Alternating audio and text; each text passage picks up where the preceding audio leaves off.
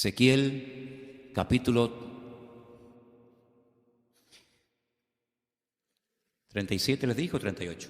38, perdón, 38. 37 es la famosa historia del Valle de los Huesos Secos, ¿verdad?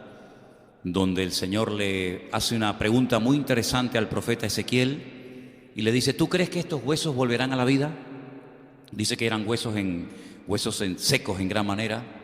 Y el profeta Ezequiel le dice al Señor: no lo sé, Señor, tú lo sabes.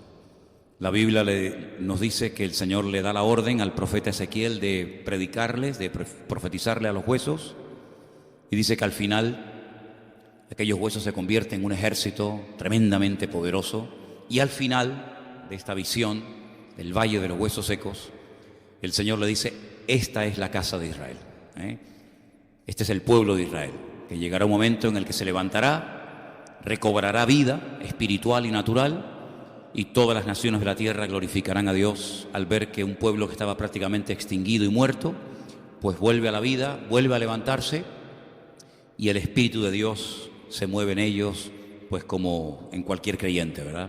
Ese es el capítulo 37. Pero si vamos al capítulo 38 y 39, nos habla de que este pueblo, una vez que ya ha sido restaurado, una vez que ya está consolidado como pueblo y habitando en la tierra de ellos de toda la vida, pues al final de los tiempos va a ser atacado. Y ya entraríamos en lo que es escatología, ¿no? Entraríamos en lo que son profecías de largo alcance. Por supuesto, el pueblo de Israel ha librado y experimentado un montón de batallas. Jerusalén ha sido destruido unas cuantas veces y restaurada unas cuantas veces. El pueblo de Israel y prácticamente toda la historia del Antiguo Testamento es guerra tras guerra, matanza tras matanza. Si sumáramos todas las cifras de muertos que nos da el Antiguo Testamento que cayeron en batalla, la lista sería impresionante, ¿no?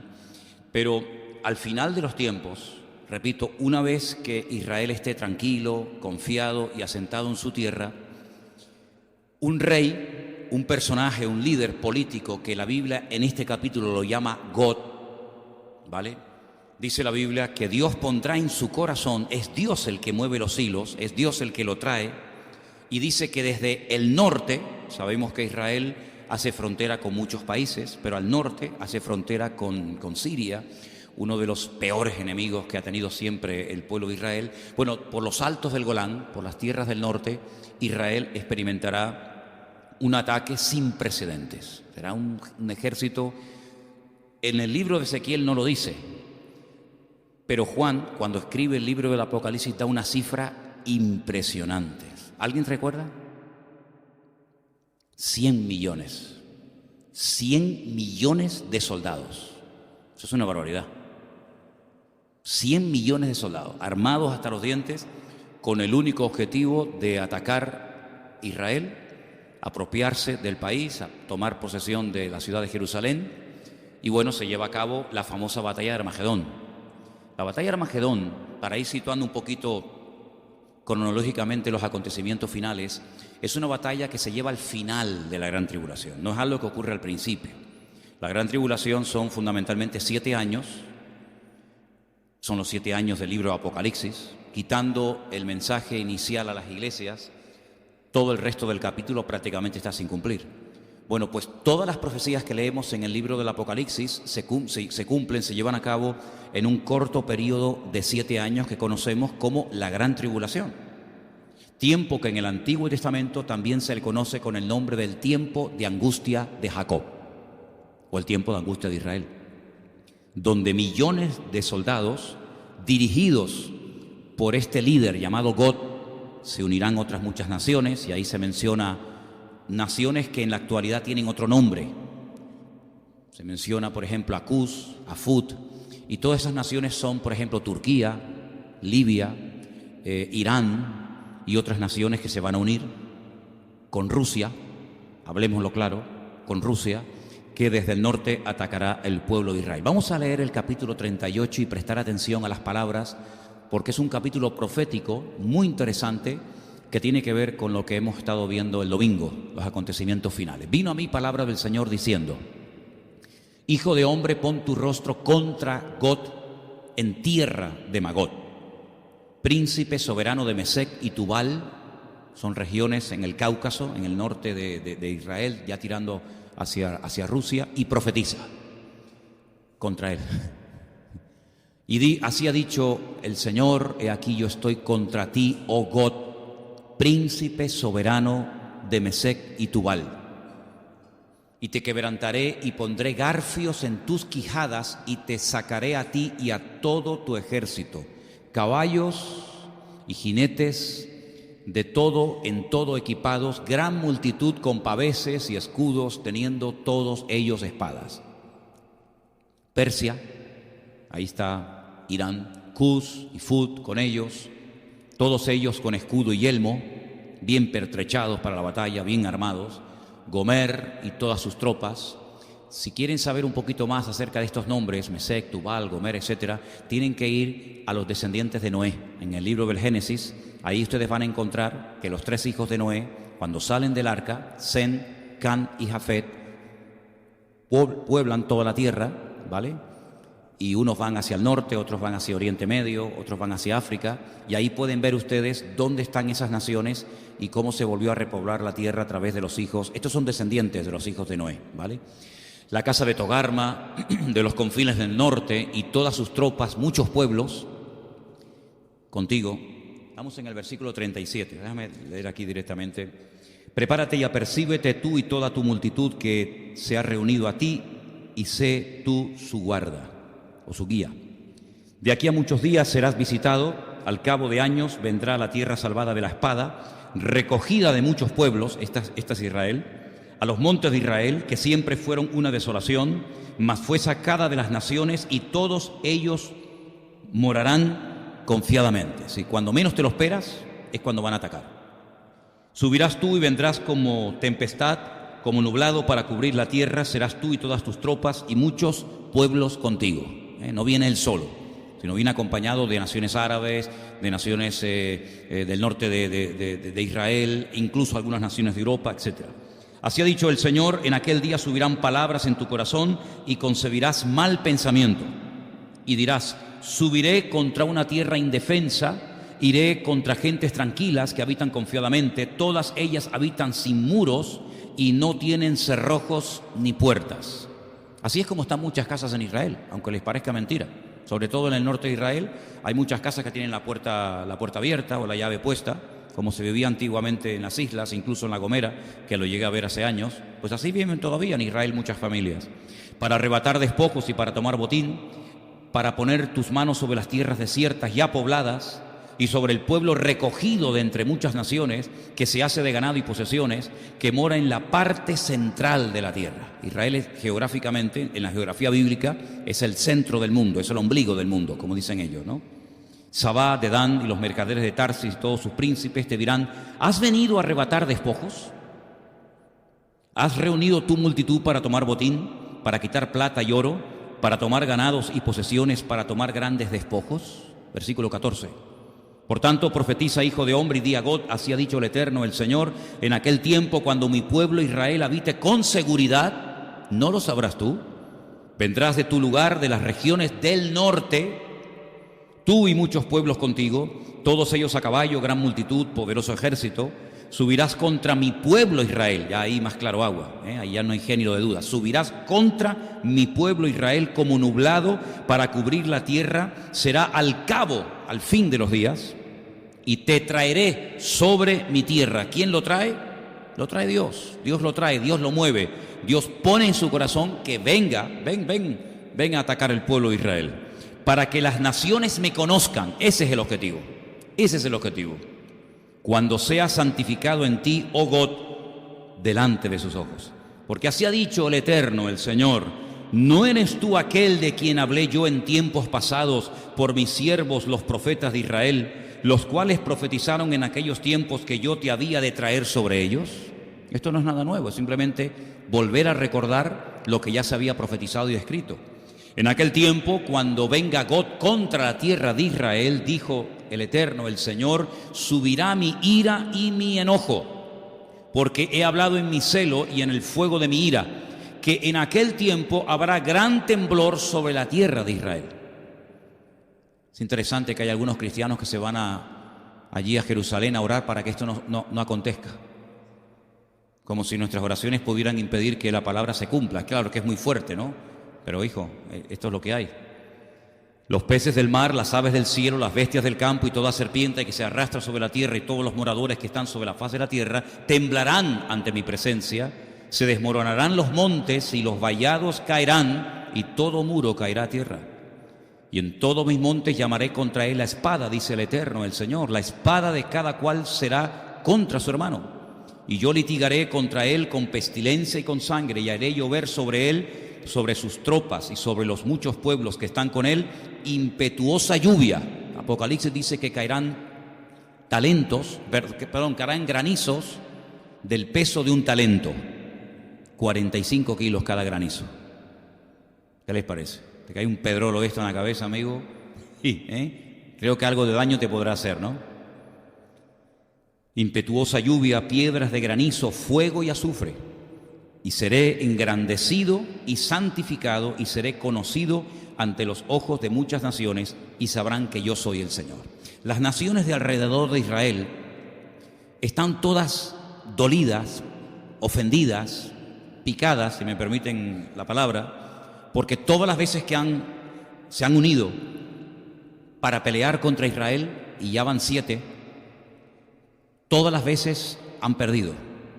Y no solamente han perdido la guerra, sino que han perdido prestigio, han perdido dinero, han perdido soldados y sobre todo han perdido tierra. Porque muchas tierras que antaño no estaban, digamos, dadas por la ONU a Israel en las guerras, en las diferentes guerras que ha llevado a cabo, las ha ido recuperando. Incluso algunas tierras que después de un tiempo devolvió, como por ejemplo la famosa península del Sinaí, que es esa península, ¿verdad?, que divide o que separa a Israel de Egipto. Esa península la conquistó en el año 67 Israel, pero tiempo más tarde la devolvió en un tratado de paz que se hizo, ¿no? En el capítulo 39 sigue el profeta Ezequiel hablándonos de este personaje que no es otro más que el anticristo. Aquí lo llaman God, Pablo lo llama el inicuo, también Pablo lo llama, después lo vamos a leer, el hombre de pecado, el hijo de perdición. El único autor de la Biblia que emplea la palabra antimesías o anticristo es Juan. Solamente Juan. Ningún personaje de la Biblia, ningún escritor de la Biblia se refirió a este personaje como el anticristo. Solamente Juan, para que tengan ese dato. Capítulo 39. Tú pues, hijo de hombre, profetiza contra God y di, así ha dicho el Eterno, el Señor, he aquí yo estoy contra ti, oh God, príncipe soberano de Mesec y Tubal. Todos estos nombres que estamos leyendo esta tarde, Mesec, Tubal, todos aparecen en el libro del Génesis en las famosas genealogías. Ahora se dan cuenta ustedes lo importante que son las genealogías en la Biblia, ¿vale? ¿Quién es Mesec? ¿Quién es Tubal? ¿A dónde fueron? ¿Dónde están? ¿Qué país es hoy en día? Eso es muy importante leerlo en el libro del Génesis. Dice el Señor, te quebrantaré y te conduciré y te haré subir de las partes del norte, otra vez menciona el norte, y te traeré sobre los montes de Israel. El centro de la batalla, aunque todo el país va a ser afectado, pero el centro de la batalla se va a llevar a cabo en un valle inmenso, un valle que nace en el norte de Israel y que termina en la costa que podemos ver ese valle, el valle de Jezreel o el valle de Megiddo, un valle precioso, es un valle inmenso, y allí va a ser el centro de la batalla. Les dije en una ocasión que Napoleón, cuando estuvo en Israel y vio aquel enorme valle, dijo, este es el valle perfecto para llevar a cabo una gran batalla. Y es que realmente allí caben pues millones y millones de personas. Así que es un valle que prácticamente cruza todo el país, de norte a sur, y puedes ver el final del valle, o el principio, según como lo veas, en la ciudad de Haifa, la ciudad costera, una ciudad muy bonita, una ciudad importante de Israel. Versículo 3, te sacaré y sacaré tu arco de tu mano izquierda y derribaré tus saetas de tu mano derecha. Sobre los montes de Israel caerás. Fíjate, aún no había nacido este hombre. Y ya el Señor le dice lo que va a hacer, dónde va a ser, cómo va a morir y hasta dónde va a ser enterrado. Es que la Biblia cuenta el futuro como si fuera pasado, como algo que ya ha ocurrido. Fíjate que le dice, sobre los montes de Israel caerás tú y todas tus tropas. Los pueblos que fueron contigo, a aves de rapiña de toda especie y a la fiera del campo, te he dado por comida. Es increíble, versículo 5, sobre la faz del campo caerás, porque yo he hablado, dice el Eterno el Señor, enviaré fuego contra Magot, y sobre los que moran con seguridad en las costas, y sabrán que yo soy el Señor. Haré notorio mi santo nombre en medio de mi pueblo Israel, y nunca más dejaré profanar mi santo nombre, y sabrán las naciones que yo soy el Eterno, el Santo de Israel. Después de esta batalla ya no habrá género de dudas de que todas las naciones de la tierra tendrán bien claro que el único Dios que controla, que gobierna, que dirige al mundo es el Eterno, es el Señor nuestro Dios.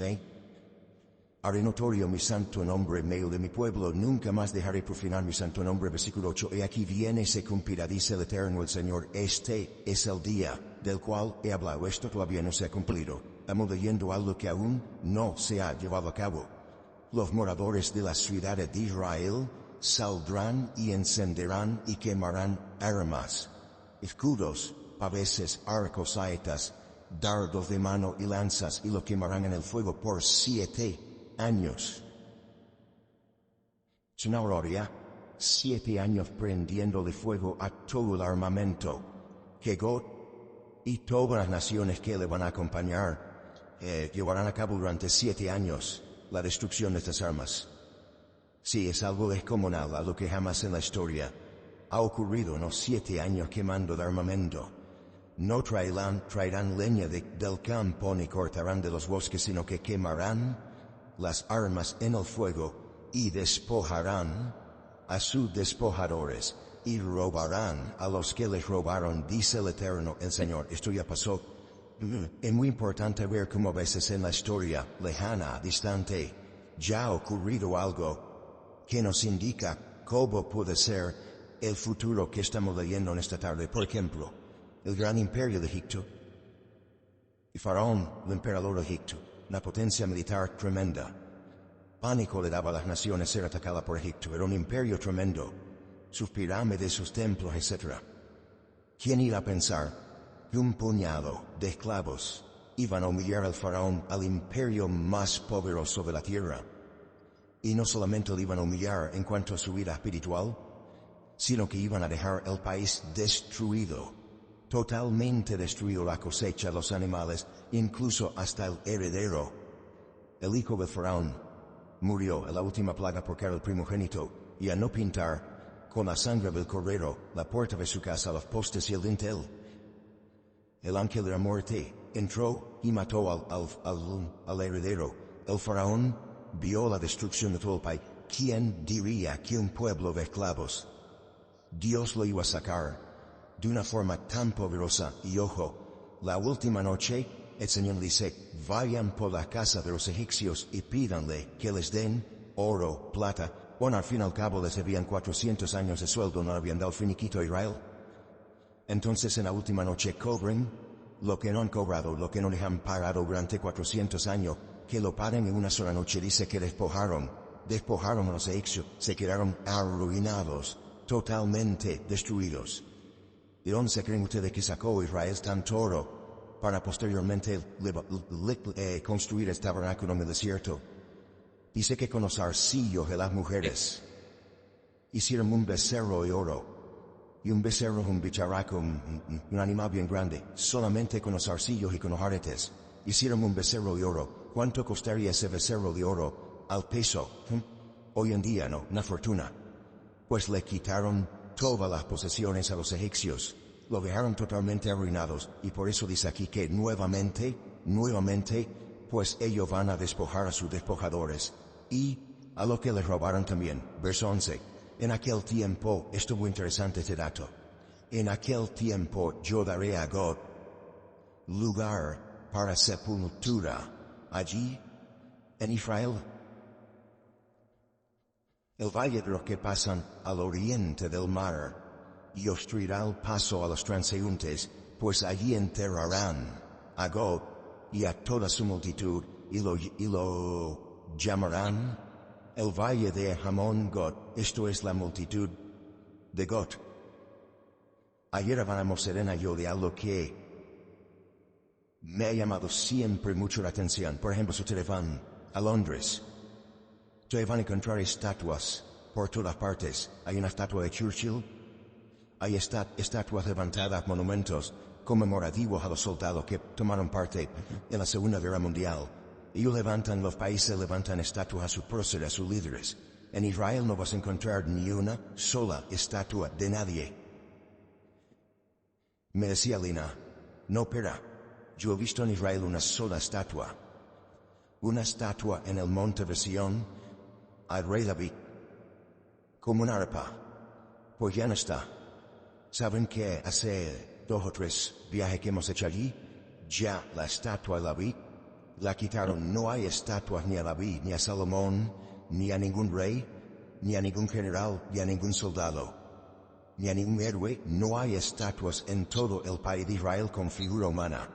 Hay monumentos y tal, pero con figura humana, como podemos ver aquí o en Venezuela. Simón Bolívar o Sucre o Miranda o sabe Dios quién. Bueno, había una de Franco que ya la quitaron también y hasta el caballo se lo llevaron. Pues en Israel no hay estatuas. ¿De cómo recuerdan ellos a los difuntos? ¿Cómo recuerdan ellos a los que dieron la vida por la patria en una guerra o a sus hombres valientes? Pues cada año como ahora, hace ayer o antes de ayer, celebraron el Yom HaZikaron, que es el día del recuerdo de todos los que han caído en combate, todos los que han caído en batalla, y se para el país y la gente sale de los coches y se suena la sirena por todo el país, y la gente se pone firme, porque es un homenaje a todos los que han dado su vida por el país. Y también se recordó la Shoah, que es el día del holocausto nazi. Así que si en ese día no se hace una reunión especial con el presidente, con música, con militares y tal, no hay ninguna forma de ir por el país diciendo, mira, aquí hay una estatua de fulanito, una estatua. No hay estatuas por ninguna parte del país, por ninguna parte. Entonces dice la Biblia que la única manera de saber que allí, por el tema de no tierra imagen ni ninguna semejanza de lo que arriba en el cielo, ni abajo en la tierra, ni abajo en la tierra, beba por ahí van los tiros. La única manera de recordar a la persona que ha muerto es yendo al cementerio. Dice la Biblia que allí Dios le tendrá un lugar preparado para que entierren a este personaje. Mira tú por dónde. No nació allí, pero lo enterrarán allí como testimonio de decir, hasta aquí llegaste a mí. La casa de Israel los estará enterrando 7 meses. Para limpiar la tierra, claro, 200 millones o 100 y pico millones de soldados no se entierran en 2 días. 7 meses. Enterrando muertos. Es una realidad. Y 7 años prendiéndole fuego a todo el armamento. Estará Israel 7 años, 7 meses. ¿Qué te parece? Algo increíble. Sigo leyendo versículo 14. Tomarán hombres a jornal que vayan por el país con lo que viajen para enterrar a los que queden sobre la faz de la tierra, a fin de limpiarla. Al cabo de 7 meses harán el reconocimiento. Pasarán los que irán por el país, y el que vea los huesos de algún hombre pondrá junto a ellos una señal para que los entierren los sepultureros en el valle de Hamón Gog, que significa la multitud de Gog. También el nombre de la ciudad será llamada Hamona, y limpiarán la tierra. Hamón significa multitud. Y tú, hijo de hombre, has dicho al Eterno el Señor, di a las aves de toda especie y a la fiera del campo, juntaos y venid, reuníos de todas partes a mi víctima de sacrificio para vosotros, un sacrificio grande sobre el monte Israel, y comeréis carne, y beberéis sangre. Comeréis carne de fuertes y beberéis sangre del príncipe de la tierra, de carneros, corderos, de machos cabrío, bueyes, toros engordados, todos de Basán. Comeréis grosura hasta saciaros, beberéis hasta embriagaros, de sangre de las víctimas que para vosotros sacrifiqué. Os saciaréis, y así ustedes podrán seguir leyendo todo el resto del capítulo, que realmente impresionante. Sí, que lo que se avecina, hermanos, no es para reírse. Lo que se avecina es realmente tremendo. La batalla más grande de toda la historia de la humanidad. Alguien me preguntó una vez, ¿tú crees que habrá una tercera guerra mundial? No te quepa la menor duda. No te quepa la menor duda. Si quieres tener más detalles Yo siempre digo que es muy bueno decir, bueno, esta batalla la cuenta otra persona de la Biblia. Sí, claro. Por ejemplo, Joel. Les animo a leer el libro de Joel, un libro cortito. Allí se dice lo que harán a las mujeres. Allí se dice por dónde entrarán. Allí se dice cosas muy interesantes que tienen que ver directamente con esta batalla. Todo el libro de Joel prácticamente. Y luego también hay unos datos muy interesantes sobre esta batalla en el libro de Zacarías. Y me gustaría que leyéramos parte de ese capítulo. No te lo dije que lo buscáramos, pero se encuentra en el capítulo 14 del libro del profeta Zacarías. Y ahí se nos dan unos datos muy, muy interesantes que yo estoy convencido de que Zacarías no entendía nada de lo que estaba diciendo. Zacarías capítulo 14, verso 1, dice: He aquí el día del Señor viene. En medio de ti serán repartidos tus despojos, porque yo reuniré a todas las naciones para combatir contra Jerusalén. Todas las naciones quieren a Jerusalén. La ciudad será tomada. Serán saqueadas las casas, violadas las mujeres. La mitad de la ciudad irá en cautiverio, mas el resto del pueblo no será cortado de la ciudad. Después saldrá el Señor y peleará con aquellas naciones como peleó en el día de la batalla. Y se afirmarán sus pies. Ahí se da un dato más que no dice ni Joel ni Ezequiel. Se afirmarán sus pies en aquel día sobre el monte de los olivos. Y nos da un sitio concreto. Y el monte de los olivos sabemos que está en Jerusalén, ¿vale? Luego la segunda venida del Mesías se llevará a cabo en Jerusalén. Él cuando viene no pone sus pies en Capernaum, ni en Madrid, ni en cualquier otra ciudad, sino sobre el monte de los olivos. ¿Qué es lo que pasa cuando Él pone sus pies? Cuando firma la planta de sus pies sobre ese monte. Pues dice la Biblia que el monte de los olivos se partirá por en medio, hacia el oriente, y hacia el occidente, hacia el este y hacia el oeste, haciendo un valle muy grande, que no existe ese valle en este momento. La mitad del monte se apartará hacia el norte, y la otra mitad hacia el sur, y se abra allí una zanja. Un valle descomunal. Huiréis al valle de los montes, porque el valle de los montes llegará hasta Fal. Huiréis de la manera que huisteis por causa del terremoto en los días de Usías. Usías. ¿Se acuerdan de cómo murió? ¿Alguien se acuerda cómo murió rey Usías? Está en Isaías capítulo 6. El día que murió rey Usías, vi yo al Señor sentado en su trono. Su falda llenaba el templo. Y oí querubines que decían: Santo, Santo, Santo es el Señor. Y al final el Señor dice: ¿a quién enviaré? ¿No se acuerdan eso? El rey Usías murió leproso. ¿Se acuerdan que le brotó la lepra en su frente? Y el día que murió rey Usías, el Señor llama al profeta Isaías. Y vendrá el Señor mi Dios, y con él todos los santos. San Pancracio, a Virgen de Guadalupe, no. Todos los santos vendrán con el Señor. Luego ya estaban con Él. Si vienen con Él, es porque ya estaban con Él. Si no, ¿cómo van a venir los que no están con Él? Daros cuenta de los detalles. El Señor viene, pone sus pies sobre el monte de los olivos, pero Él no viene solo. Él viene con sus santas decenas de millares, como se llama en otro versículo en Judas. Y dice la Biblia que viene con todos los santos. Y acontecerá que en ese día no habrá luz clara ni oscura. ¿Usted lo entiende? Yo no.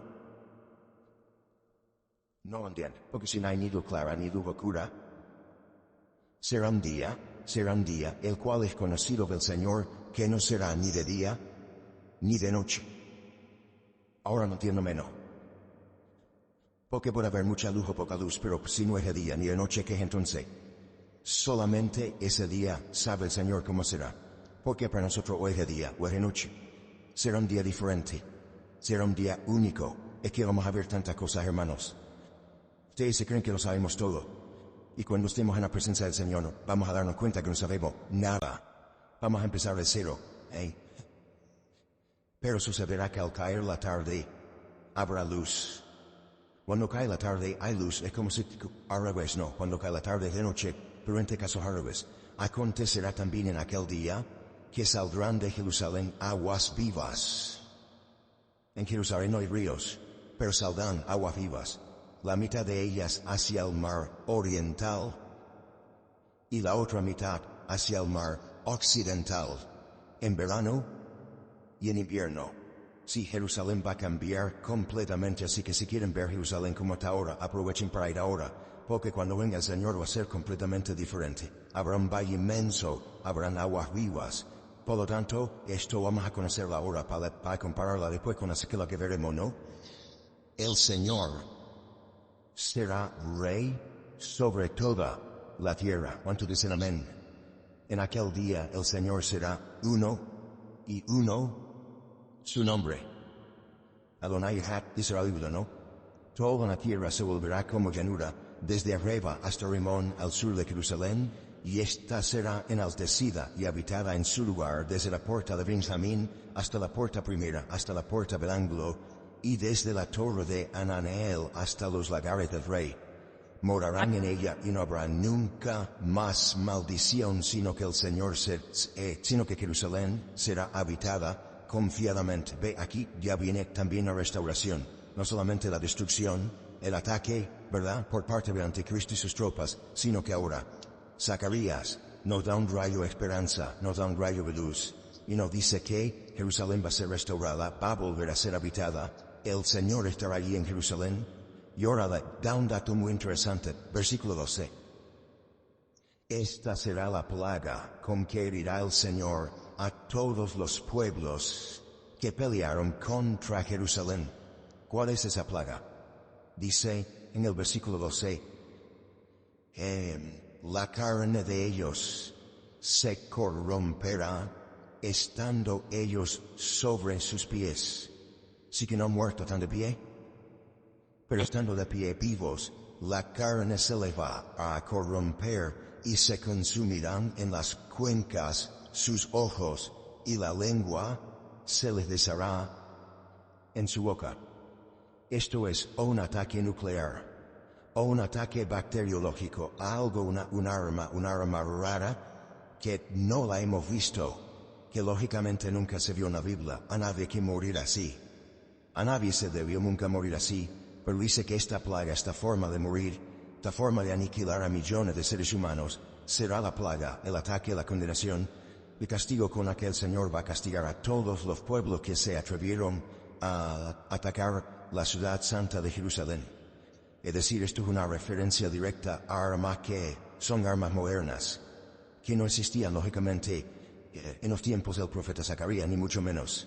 Acontecerá en aquel día que habrá entre ellos gran pánico enviado por Dios. Trabará cada uno de la mano de su compañero y levantará su mano contra la mano de su compañero, se matarán entre ellos. Entre ellos se matarán. Bueno, ya pasó una vez, ¿no? En el Antiguo Testamento ya ha pasado en varias ocasiones, que venían a atacar al pueblo de Israel y al final se matan entre ellos, salen corriendo. Israel obtiene una batalla, una victoria tremenda en aquella batalla. Otra vez volverá. Muertos de miedo, se atacan, se matan los unos a los otros.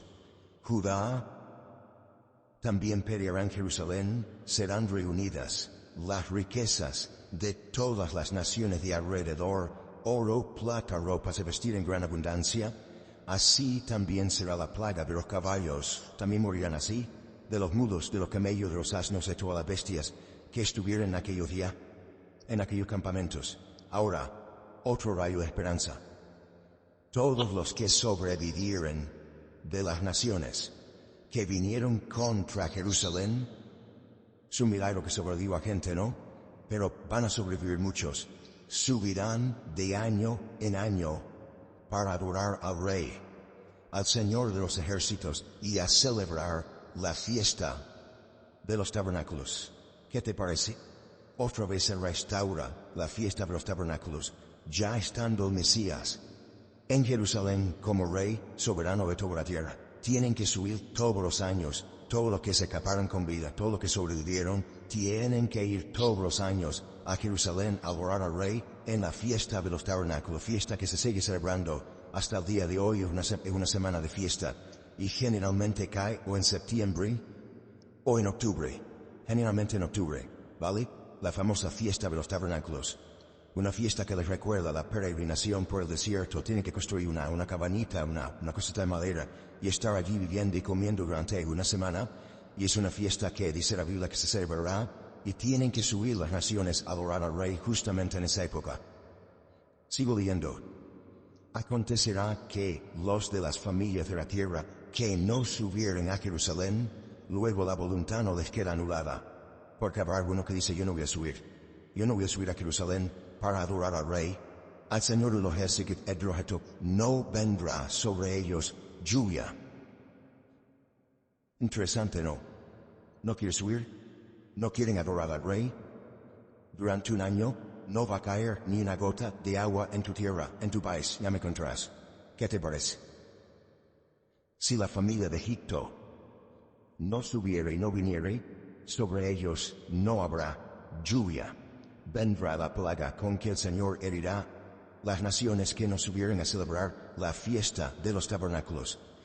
Esta será la pena del pecado de Egipto y del pecado de todas las naciones que no subieren para celebrar la fiesta de los tabernáculos. En aquel día estará grabado sobre la campanilla de los caballos: santidad al Señor. Las ollas de la casa del Señor serán como los tazones del altar, y toda olla en Jerusalén y en Judá será consagrada al Señor de los ejércitos. Y todo lo que sacrificaren vendrán y tomarán de ellas y cocerán en ellas, y no habrá en aquel día más mercader en la casa del Señor de los ejércitos. ¿Cuánto dicen amén? Es impresionante la cantidad de información que el Señor nos ha dado a través de diferentes profetas del Antiguo Testamento. Solamente he mencionado tres: a Joel, que no lo hemos leído, un poquito de Zacarías y un par de capítulos de Ezequiel. La información que tenemos acerca de lo que viene es impresionante. Muchísima gente ignora todo esto. Mucha gente piensa que las cosas van a arreglarse, que todo el mundo se va a portar bien, que los árabes van a ser buenos, que Rusia va a decir, bueno, ¿para qué queremos seguir conquistando? Vamos a quedarnos en nuestra tierra. Pero si dijéramos eso, si enseñáramos eso, el buenísimo, ¿no?, que viene una época buena, que no va a pasar nada, pues nos estaríamos engañando. Y estaríamos engañando otra vez a la gente. La Biblia nos habla de que va a haber guerras. Ya lo dijo el Señor, lo leímos el domingo, el capítulo 24 de Mateo, ¿se acuerdan? Y Lucas 21. Guerras, rumores de guerras, reino contra reino, nación contra nación. Algo increíble. Padres contra madres, nuera contra suegras, hijo contra padre, padre contra hijos. Realmente la maldad del ser humano no conoce límites. Y dice la Biblia que cuando estas cosas, no esta batalla en sí, porque esto es al final, pero cuando estas cosas comiencen a suceder, erguid vuestra cabeza, porque sabed que vuestra redención está cerca. Y él dice que es como los dolores a la mujer que está de parto. Ahora, va a llegar un momento, y vamos a verlo ahora, va a llegar un momento en el que la gente se va a confiar, se va a relajar. Va a llegar un momento en el que la gente dirá, por fin estamos tranquilos, por fin parece que todo está quieto, que todo se ha calmado. Pero miren lo que nos dice Pablo, porque Pablo es su nombre, que en alguna de las cartas que él escribe, habla mucho acerca de los acontecimientos finales. Quiero llevarles a Primera de Tesalonicenses, por favor. Primera de Tesalonicenses, el capítulo 5, 1 versículo nada más. Primera de Tesalonicenses, capítulo 5, verso 1. Acerca de los tiempos y de las ocasiones no tenéis necesidad, hermanos, de que yo os escriba, porque vosotros sabéis perfectamente, yo espero que también nosotros sepamos perfectamente, que el día del Señor, eso es un sinónimo, es una referencia a la venida del Señor, a los juicios de los últimos tiempos, vendrá como ladrón en la noche. Que cuando digan, escucha, paz y seguridad, este será el eslogan de la campaña del anticristo. Este será el eslogan de los partidos políticos en el último tiempo. ¿Han visto los eslogans de los partidos en estos días, no? El de Ciudadanos, ¿cuál era? Vamos. ¿A dónde? ¿A dónde vamos? El otro decía, la España que queremos. Serás tú, ¿no? Este será el eslogan de los partidos en el último tiempo. Paz y seguridad. Por fin hay paz, hay seguridad, luego hay paz. Cuidado, cuidado cuando empecemos a escuchar mucho de paz y seguridad, porque entonces vendrá sobre ellos destrucción repentina. Así de repente, como los dolores a la mujer encinta, y no escaparán cuando dicen amén. Mas vosotros, hermanos, no estáis en tinieblas para que aquel día os sorprenda como ladrón en la noche. Es decir, toda la información que tenemos es para estar preparados, para que no nos sorprenda las cosas que van a suceder, para que no nos giremos las manos a la cabeza, para que no nos desanimemos y mucho menos enfriarnos. Porque por ahí hay una advertencia que creo que también leíamos el domingo, que ante todo este panorama, guerra, rumor de guerra, epidemias, terremotos, etc., el amor de muchos se enfriará. Y cuando hablo del amor de muchos se enfriará, pues yo creo sinceramente que se está refiriendo al amor de los creyentes. Porque no va a hacer referencia al amor de los inconversos, sino que el amor de muchos creyentes, de muchos discípulos de Cristo, se enfriará. Y algunos apostarán de la fe, y otros se mandarán a anular, y otros dejarán el camino. Pero el que persevere hasta el fin, ese será salvo, ¿vale? Entonces, dice la Biblia que esto es un principio de dolores. No es el fin, porque el fin no vendrá inmediatamente. Esa frase a mí me gustó muchísimo. Justamente leíamos el domingo, el fin, dice no vendrá. Inmediatamente vendrá, pero poco a poco, como los dolores. A la mujer que está de parto y ya no hay marcha atrás, pero una vez que empiezan los dolores, amigo, ya se acabó. Prepárate que ya viene, y los dolores anticipan que el niño está a punto de nacer, ¿verdad? Ahora, para nosotros los creyentes, que vivimos en el mismo planeta donde van a ocurrir todo lo que hemos leído, porque no hay otro planeta al que el Señor nos va a llevar mientras aquí pasen cosas tremendas, sino que la Biblia dice que cuando sale el sol sale para justos e injustos, y cuando llueve se mojan los buenos, los malos, los creyentes y los inconversos. Nosotros tenemos que estar preparados y tenemos que estar a la expectativa, porque estas cosas son la evidencia de que nuestra fe, basada en la palabra de Dios, se está cumpliendo. Lo anormal sería que no ocurra nada.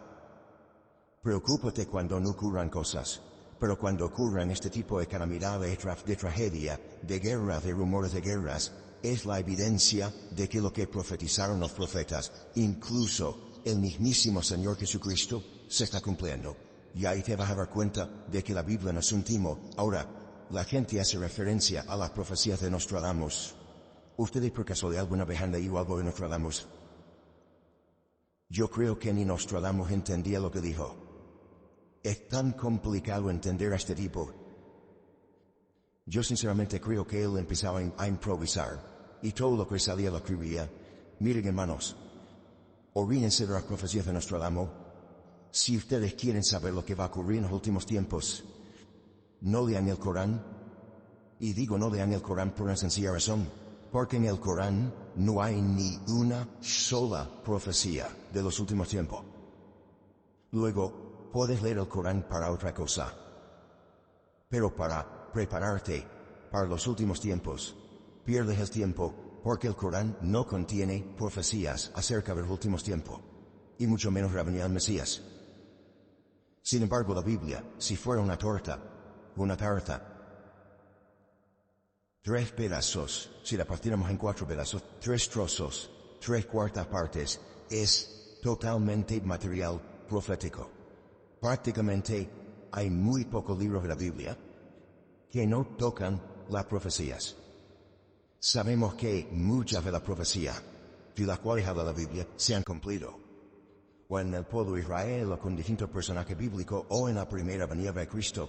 Pero hay un montón de profecías, hermano, hay muchísimas profecías de los últimos tiempos que no se han cumplido. Y si les interesa el tema y quieren saber cómo es el anticristo, no es tanto en su aspecto físico, sino cómo es su carácter, cómo es su naturaleza, cómo va a actuar, cómo va a reaccionar ante las cosas del mundo, pues no le queda más remedio que leerse algunos capítulos, sobre todo los últimos capítulos del libro de Daniel, y sobre todo algunos capítulos del libro Apocalipsis, porque ahí vais a encontrar la esencia, la naturaleza del anticristo. Y a veces Juan en el libro del Apocalipsis habla del anticristo como una especie de león, de leopardo, ¿verdad? De oso.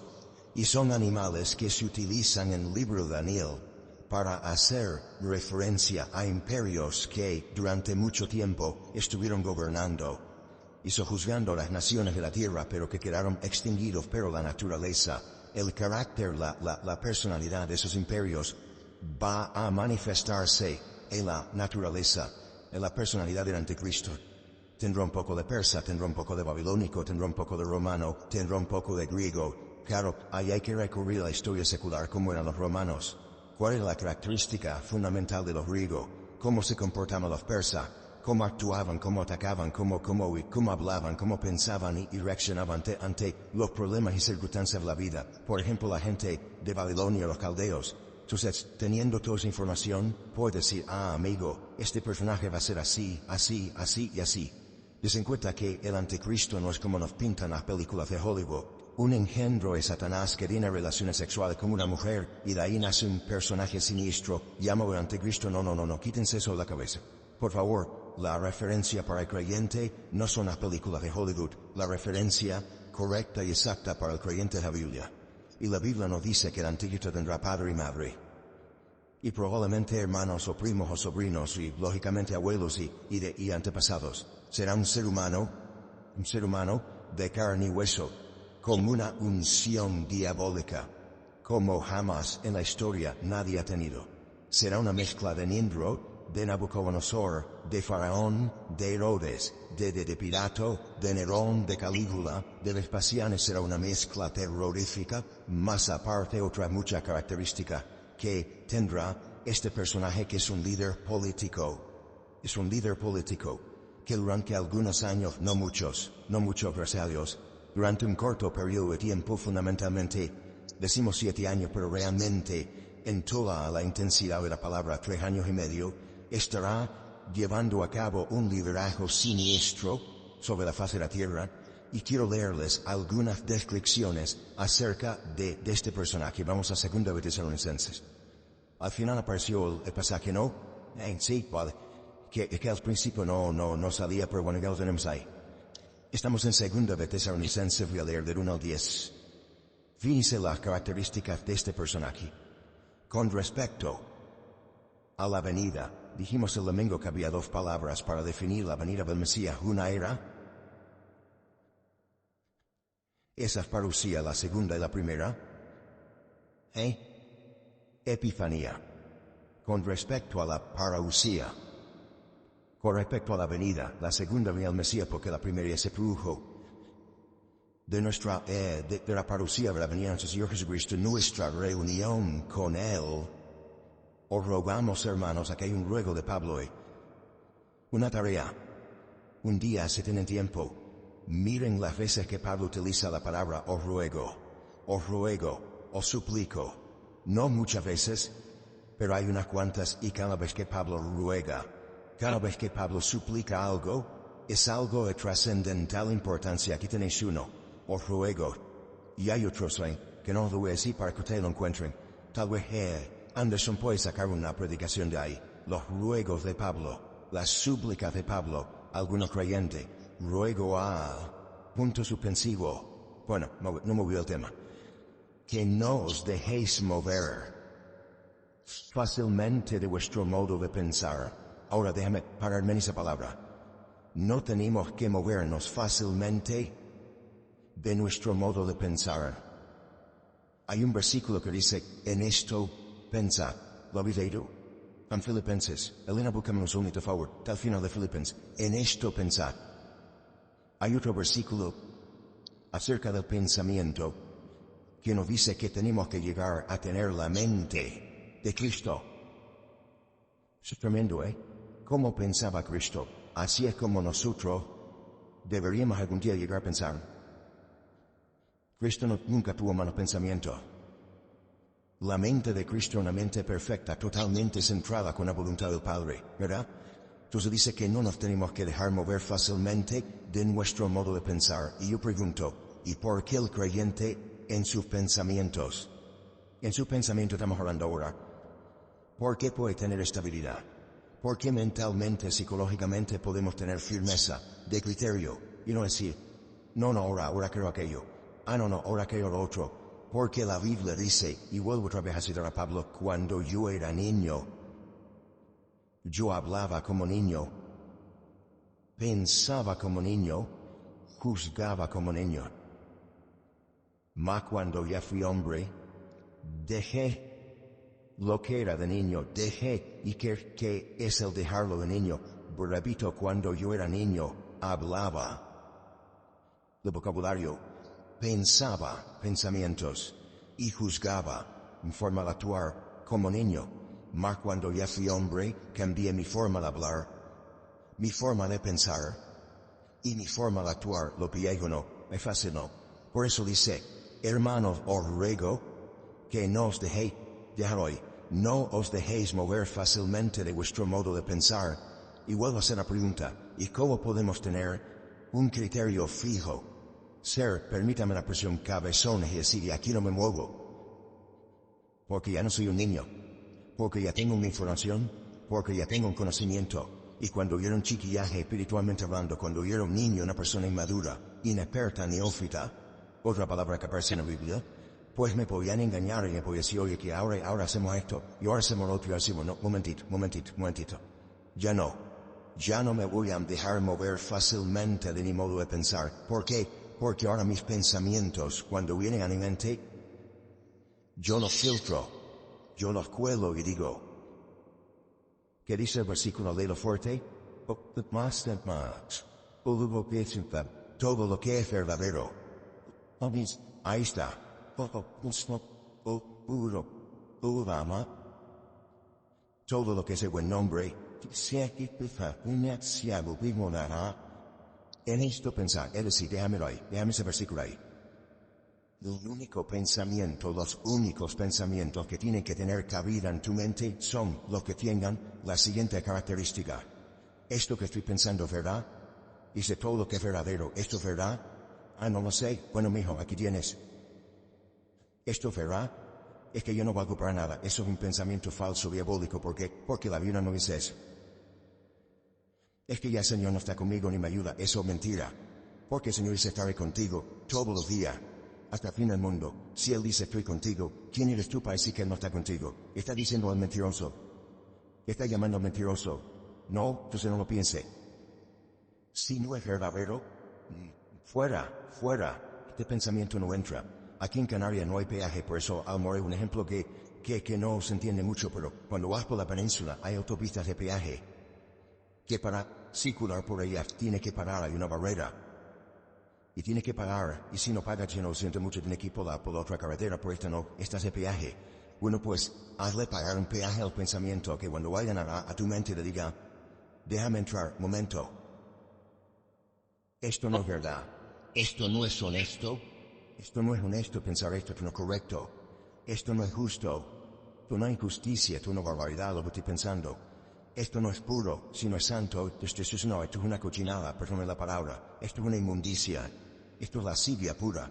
Esto no es amable, esto no es de buen nombre. Esto no hay ninguna virtud, no hay nada positivo en ello. Esto no es digno de alabanza y oye, qué bueno, qué rico. Sino, esto todo lo contrario. Pues entonces ahí nos dice cómo limpiar la mente. Cómo limpiar la mente, pero yo creo, y me atrevo a decir, que esto no solamente es para que no entren malos pensamientos en nuestra vida, sino esto es para decir, oye, y esto que ya está dentro, lo voy a echar fuera. Porque a lo mejor no lo filtré adecuadamente y se me metió dentro, y ahora lo que voy a hacer es una limpieza de malos pensamientos, y a partir de ahora voy a tener sumo cuidado con lo que voy a pensar. Volvemos a Tesalonicenses, por eso Pablo dice, no dejéis mover fácilmente de vuestro modo de pensar, pero para no dejarme mover fácilmente de mi modo de pensar, tengo que ser maduro.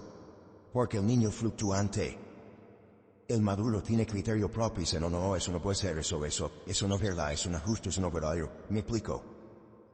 Ni de vuestro modo de pensar, ni os conturbéis, y no te pongas nervioso. No te conturbe, no te perturbes. Mira, hay un versículo en Jeremías, en Gálatas que me está abriendo ahora la cabeza. Cuando Pablo se entera, cuando él se va a la iglesia en Galacia, y se entera de que han llegado algunos de Jerusalén enseñando cosas de judaísmo y de tradiciones humanas y pervierten a los creyentes, él les escribe una carta, su hermano, ¿quién os ha predicado un evangelio diferente? ¿Quién? Dice, no es que hay otro evangelio diferente, sino que hay algunos que os pervierten, y busqué esa palabra. Y hace referencia a cuando hay aguas que están quietas, y abajo hay como lodo, como tierra, y de repente viene alguien y mueve todo, y se queda toda esa agua sucia, como cuando coges una pecera, ¿no? Y la mueves. Ese agua tan limpita que había, donde veías todos los pececitos y tal, pues por el movimiento se queda todo sucio hasta que va cayendo todo al fondo, y ya vuelve otra vez toda la normalidad, y se ve bonito, ¿no? Pablo dice, alguien nos está moviendo, alguien nos está sacudiendo, que está pervirtiendo. Es como cuando el vino está bien tranquilo y de repente mueves el fondo y todo el pozo sale arriba. Dice, cuidado, que nadie te sacuda, que nadie te ponga nervioso, ni por espíritu, cuidado lo que vienen a través del espíritu, ni por carta, ni por palabra, ni por carta, como si fuera nuestra, en el sentido de que el día del Señor está cerca. Ahora, esta carta se escribió antes del año 70, después de Cristo. Si Pablo dice, antes del año 70, de la era cristiana, que el día del Señor está cerca, hoy estamos en el año 2019, después de Cristo. Hoy estamos más cerca de ese día que cuando Pablo escribió esta carta a nuestros hermanos tesalónicos, ¿sí o no? Te das cuenta si esta gente en aquel tiempo, en el siglo I, vivía con la expectativa de que el día del Señor está cerca, el Señor viene pronto, el Señor viene pronto. Cuanto más tú y yo tenemos que vivir mentalizado de que el Señor, claro que viene pronto, no te quepa la menor duda, queda cada vez menos tiempo para que se cumplan todas las cosas que estamos leyendo en esta noche. Nadie os engañe, en ninguna manera, porque también dice en Mateo 24 que nadie os engañe, porque vendrán muchos falsos cristos, y no se refiere a personas que se hacen pasar por Cristo, falsos ungidos. Recuerda que la palabra Cristo es la palabra hebrea Mashiach, que no es un nombre propio, es un título, es una característica. Vendrán falsos ungidos. ¿Y a dónde van los falsos ungidos? Al estadio. ¿A dónde van los falsos ungidos? Al supermercado. ¿A dónde van los falsos ungidos a compartir su falsa doctrina? ¿A dónde van? A las iglesias. Los falsos ungidos no van por la calle, los falsos ungidos entran dentro de las congregaciones para perturbar a los creyentes. Y Pablo dice, perdón, el Señor Jesucristo dice, vendrán falsos ungidos vestidos con pieles de oveja, aunque son lobos. Dice, pero no vendrá, nadie os engañe de ninguna manera, porque no vendrá sin que antes venga la apostasía. Se manifieste, se dé a conocer el hombre de pecado en Secot. Este que está ahí, es Secot, ese es el anticristo. Daniel lo llama el cuerno pequeño, porque es un cuerno pequeñito que en una visión que él tiene de una bestia con 10 cuernos, de repente ve uno pequeñito que se levanta medio de los 10 y empieza a hablar blasfemias, se levanta y hace guerra contra los creyentes. Y dice que vence de los 10 a 13, que eran 7 al final. Y por eso lo llama el cuerno pequeño, pero es el mismo, el hombre de pecado, el hijo de perdición, el cual, este tipo, se opone. Eso es un anticristo. Alguien que se opone, alguien que reemplaza, que anula a Cristo, se opone y se levanta contra todo lo que se llama Dios. O es objeto de contos de telas en la guerra a todo el mundo, tanto que se sienta en el templo de Dios, como Dios, haciéndose pasar por Dios. Ha habido diferentes opiniones a lo largo de la historia sobre la interpretación de ese versículo. ¿Qué significa? ¿Qué quiere decir Pablo cuando dice que este inicuo, este hijo de perdición, se sienta en el templo de Dios como si fuera Dios, haciéndose pasar por Dios? Algunos dicen, bueno, el templo de Dios somos nosotros. Pablo dice, no quiero que ignoréis que vosotros sois el templo del Espíritu Santo de Dios, el cual mora en vosotros. Pero eso es una mala interpretación. Porque ¿cuál es el lugar en el que se puede sentar el anticristo? En el cuerpo de Cristo, en la iglesia. ¿Cuál? Algunos, el Vaticano.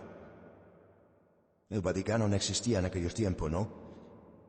Tanto que se sienta en el templo de Dios, haciéndose pasar por Dios. Tenemos que buscar información paralela, porque con eso no nos queda clara la aplicación.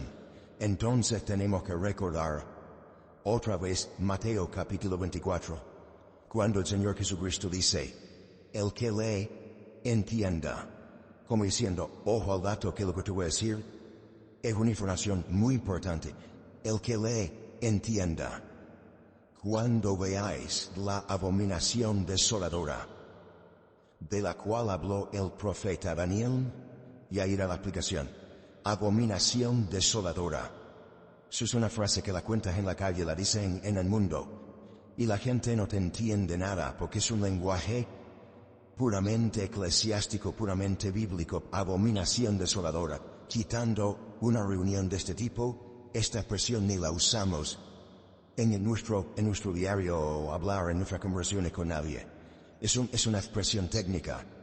Es un vocablo técnico. Significa, para que nos entendamos todos, la profanación del lugar santísimo. ¿A qué lo entiendes ahora? Abominación desoladora significa la profanación del lugar santísimo. ¿Y eso dónde estaba? En el templo de Jerusalén. ¿Ha habido algún precedente en la historia de una abominación desoladora? Sí. Sí. Cuando Alejandro Magno murió, que fue el tercer imperio, primero eran los babilónicos, después eran los medos persa, el tercero fue Grecia y el cuarto fue Roma. Cuando murió Alejandro Magno, el imperio griego, como no dejó descendencia, todo su vasto territorio, que era inmenso,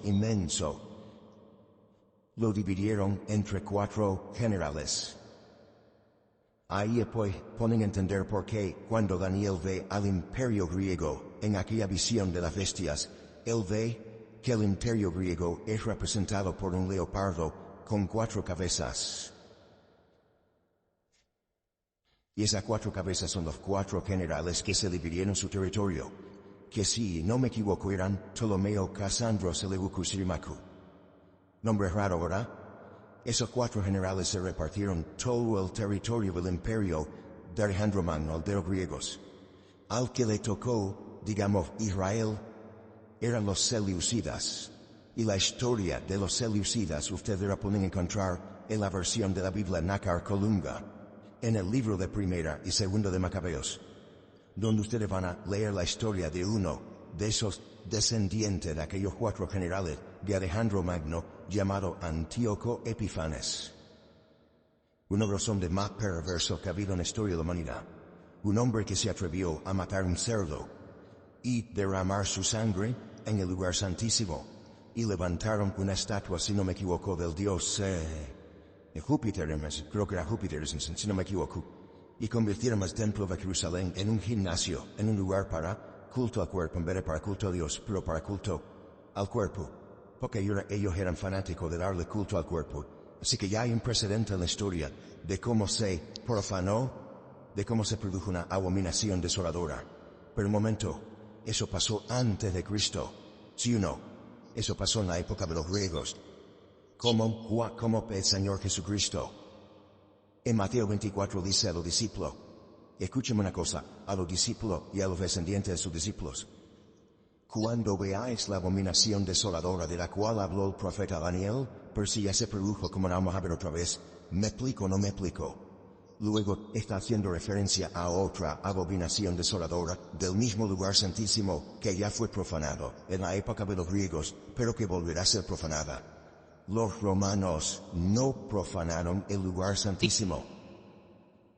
Cada imperio, el templo, este es un estudio muy interesante, hermanos. Las 4 estrategias del diablo contra el pueblo de Dios, que son las 4 estrategias que Satanás utiliza contra el creyente. Cómo trató el templo Nabucodonosor, cómo trató el templo los medos persas, cómo trataron el templo los griegos y cómo trataron el templo los romanos. Es interesantísimo esto, interesantísimo. Unos ni lo tocaron, otros lo profanaron, otros lo convirtieron en gimnasio, otros lo destruyeron, otros lo reedificaron. Es muy interesante esta historia, no tengo tiempo para explicar todo esto. Pero cuando el Señor Jesucristo dice cuando veáis la abominación desoladora, lógicamente no está haciendo referencia a lo que ocurrió en la época del Imperio Griego, sino a lo que ocurrirá en el futuro. Pero una pregunta, ¿cómo se va a profanar el lugar santísimo si no existe? No se puede profanar un lugar que no existe. Luego hay una clarísima referencia a la restauración futura del Templo de Jerusalén en el mismo sitio, Monte Moriah, donde estuvo siempre tanto el primero como el segundo templo. Quiere decir que en los últimos tiempos te está diciendo, esto es una revelación espectacular, esto no lo saben ni los judíos, Esto no lo saben ni los judíos. Ellos están orando por la reconstrucción del tercer templo, pero que va a ser profanado por este personaje. ¿Cómo lo van a saber? Si no leen el Nuevo Testamento. Esta información solamente la tienen los que leen el Nuevo Testamento. Los que tienen el Antiguo Testamento no saben que el lugar santísimo va a volver a ser profanado. Pero nosotros sabemos que este personaje que se opone contra todo lo que se llama Dios o es objeto de culto, se va a sentar en el templo de Dios como si fuera Dios, haciéndose pasar por Dios. Luego el tercer templo va a ser reconstruido y otra vez va a ser profanado. A los 3 años y medio de su inauguración, por este personaje siniestro llamado el Anticristo, y Juan dice en el libro del Apocalipsis que pondrá una imagen. Y ahí hay diferentes interpretaciones. Volverá otra vez a profanar el lugar santísimo. ¿Qué te parece? Seguimos versículo 5. ¿No os acordáis que cuando yo estaba todavía con vosotros os decía esto? ¿De qué nivel de enseñanza, Vosotros sabéis lo que lo detiene, a fin de que a su debido tiempo se manifieste, porque ya está en acción el misterio de la iniquidad. Solo que hay quien al presente lo detiene, hasta que él a su vez se ha quitado de medio, y entonces se manifestará aquel inicuo a quien el Señor matará con el espíritu de su boca, y destruirá con el resplandor de su venida. Y ahora una característica muy interesante, o otro adjetivo para la misma persona, inicuo, que viene de iniquidad. Inicuo, cuyo advenimiento, cuya aparición o cuya manifestación es por obra de Satanás. Y Satanás está detrás de este personaje. Satanás es el que va a ungir, el que va a usar a este tipo con gran poder y señales y prodigios mentirosos. Cuidado que habrá señales, habrán prodigios, pero cuidado que detrás de todo eso está una unción diabólica que le permite hacer cosas espectaculares, que pone a leerla, por ejemplo, en el libro del Apocalipsis. Con todo engaño de iniquidad para los que se pierden, por cuanto no recibieron el amor de la verdad, para ser salvos. Como conclusión, porque se nos fue el tiempo, estamos a punto de ver en estos tiempos cómo se va a dar a conocer un personaje con una influencia mundial, que probablemente, y aquí tendríamos tela para rato, se levantará de lo que antiguamente ocupó y conquistó el antiguo Imperio Romano. Para los que lo sepan y para los que no, los territorios que ocupó el Imperio Romano fueron desde Portugal, incluyendo por supuesto España, el Finisterre, el fin de la tierra, toda Europa incluida las Islas Británicas, toda Europa, todo el norte de África, todo lo que sea hoy en día, el Magreb, Libia, Egipto, etc. Y todo lo que es Oriente Medio, Siria, Líbano, para ello la antigua Palestino-Filistea, de ese territorio que como una especie así de herradura. De ese antiguo territorio se levantará este personaje político que gobernará a las naciones con una crueldad terrorífica. Tendrá un poder militar ilimitado, tendrá un poder económico brutal y tendrá una unción o un respaldo espiritual tremendo. Porque hay otro personaje del cual no habla el Antiguo Testamento. Mira tú por dónde. Esto es curioso, Solamente el Nuevo Testamento del Anticristo o del inicuo, el Antiguo Testamento está plagado de profecía, pero no nos dice nada sobre el falso profeta. Solamente el Nuevo Testamento nos da esa información. ¿Te das cuenta cómo hace falta leer los dos porciones de la Escritura? Si no te queda cojo. ¿Quién es el falso profeta? Es el líder religioso, el jefe de la publicidad, el que va a intentar llevar a la gente a los pies del anticristo para que terminen casi adorándolo y convirtiéndolo en una especie de Dios o de semidios. Y digamos que uno se va a encargar de las cuestiones políticas y otra de las cuestiones religiosas.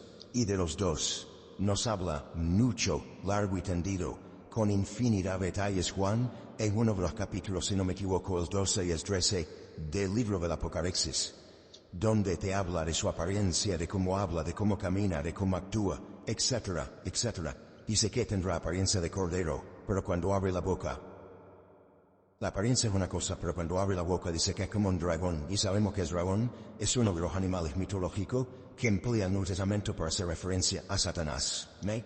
Es el dragón, la serpiente antigua. Entonces, estemos atentos, porque esto se va a dar de una forma tan normal. El mundo está clamando a gritos por alguien, da igual si es de izquierdas, de centro, de derecha, de ultraizquierda, de ultraderecha, de ultracentro, no sé si hay ultracentro, pero el mundo está como loco clamando por alguien que arregle la economía, por alguien que arregle los conflictos sociales, laborales y políticos del mundo.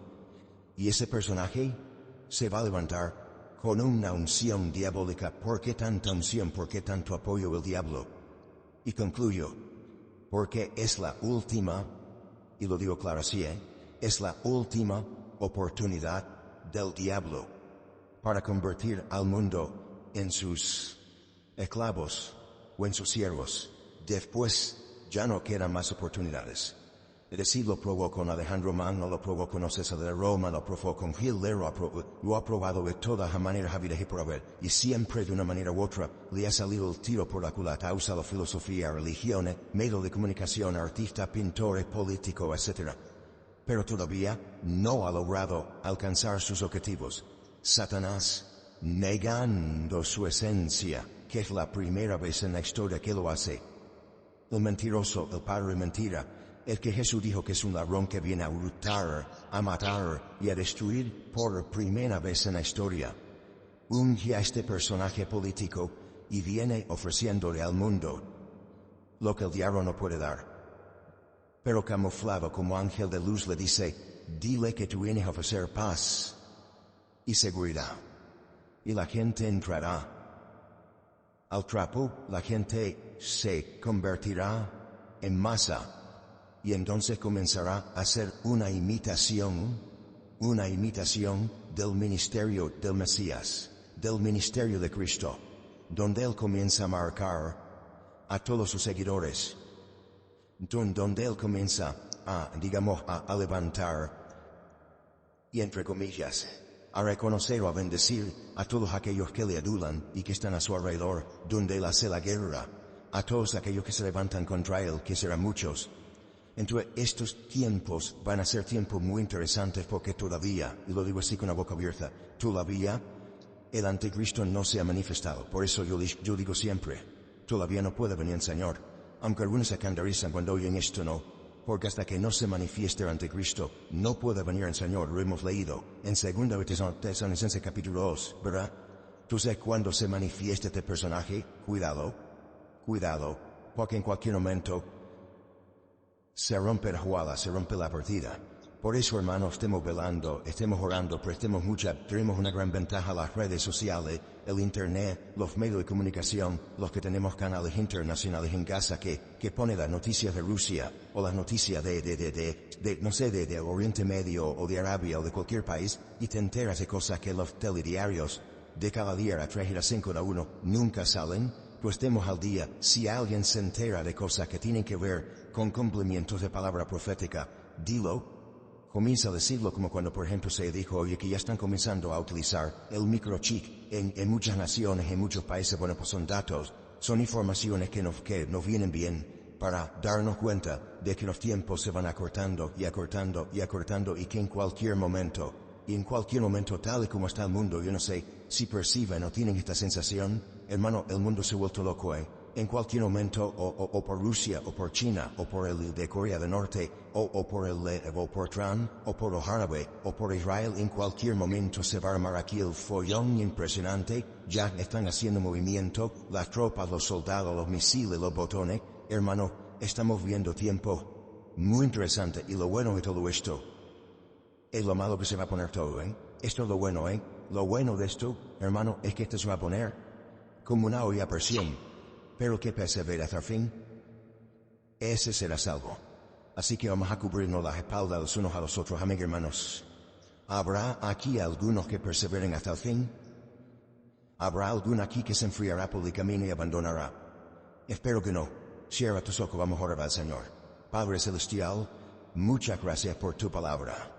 Palabra poderosa, palabra viva, palabra eficaz, que nos proporciona muchísima información para que no andemos en las tinieblas ni en la ignorancia, sino para que estemos velando y orando, sabiendo que las profecías están cumpliendo y que tu venida se acerca, Señor. Guarda a tu pueblo Israel, guarda a tus hijos sobre toda la faz de la tierra, que tu iglesia esté avivada, que el fuego no se apague en los corazones, que nadie se desanime, que nadie tire la toalla, que seamos fieles, perseverantes hasta el fin. Y Señor, que aprovechemos también el tiempo para decirle al mundo que se preparen, porque Cristo viene pronto. A ti la gloria y la honra, Señor, en el nombre bendito de Jesús.